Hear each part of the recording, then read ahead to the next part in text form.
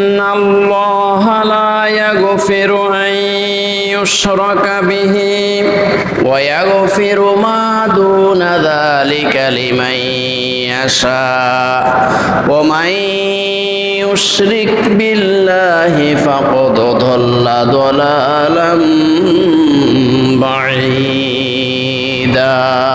সূরা নিসা আয়াত নাম্বার 116। আল্লাহ রাব্বুল আলামিন বলেন, ইন্নাল্লাহা লা ইয়াগফিরু আন ইউশরাকা বিহি, নিশ্চয়ই আল্লাহ রাব্বুল আলামিন মুশরিকদেরকে ক্ষমা করেন না।